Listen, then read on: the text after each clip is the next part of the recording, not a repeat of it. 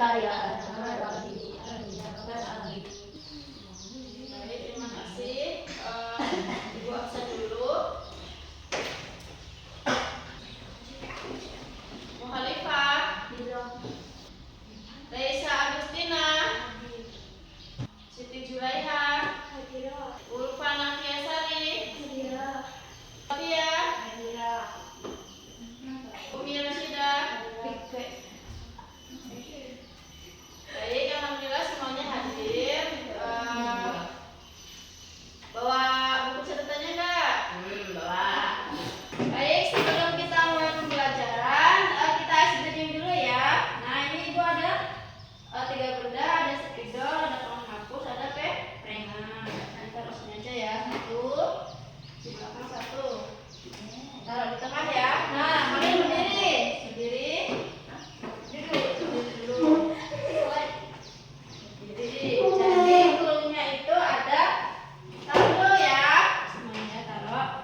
Kalau Ibu bilang sakit, pegang perut. Ya. Sakit, pegang perut. Ya. Kalau Ibu bilang sikut, pegang sikut.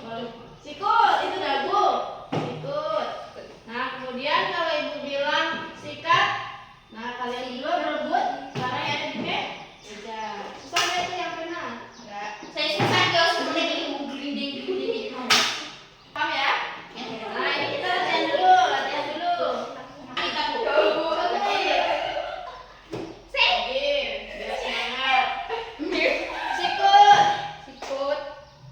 Sakit. Sikut.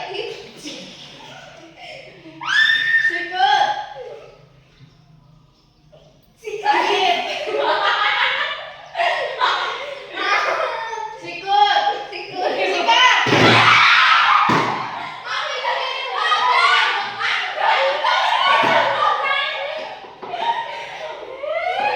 Ya, tapi banget ya.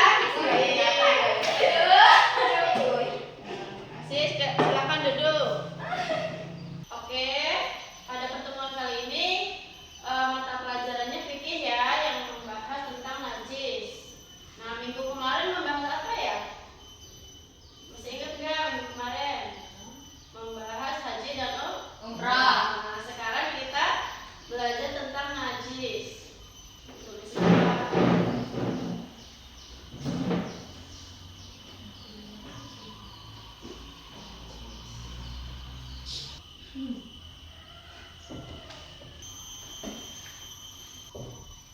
Nah, jadi najis ini segala sesuatu yang dianggap kotor, yang dianggap menghalangi sahnya ibadah.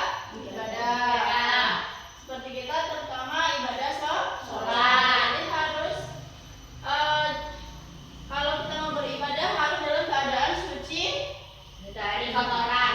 Benar. Nah, yang selanjutnya ada macam-macam najis. Ada yang tahu nggak ada berapa? Ada 3. Benar. Ada 3. Yang pertama ada najis mukhafafah. Najis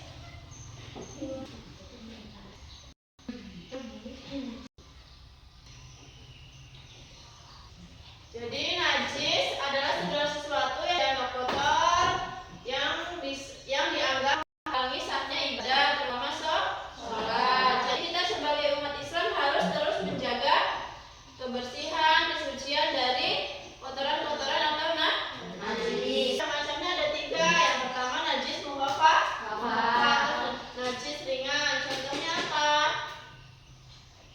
Ada yang tahu nggak? Contohnya air kencing. Air kencing siapa? Bayi. Ya, bayi laki-laki. Bayi laki-laki yang hanya minum susu. Susu atau ASI? ASI. Nah, ASI. Cara mencucikannya.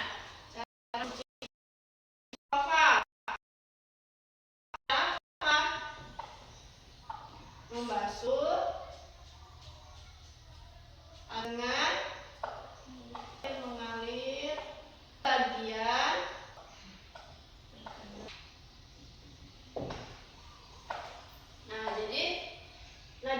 ini cara membersihkannya cukup mudah. Bisa cukup dengan menyiram 1 kali aja pada bagian yang terkena najis tersebut. Itu sudah termasuk mensucikan. Jadi cukup dicuci dulu terlebih dahulu menggunakan air biasa.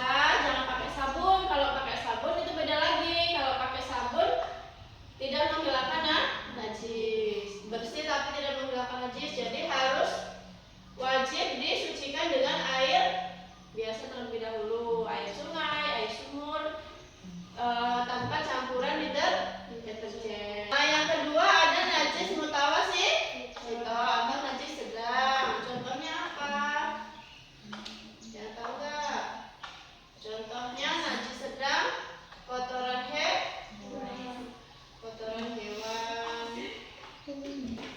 Itu termasuk najis mutawasit. Jadi seumpama kita mau sholat, sudah ambil air wudhu, sudah bersih, sudah suci. Nah, tiba-tiba pas perjalanan mau ke musola kita nginjak kotoran hewan. Itu berarti harus dibersihkan. Terutama kalau biasanya kan keinjak ya, kalau kotoran hewan keinjak berarti kita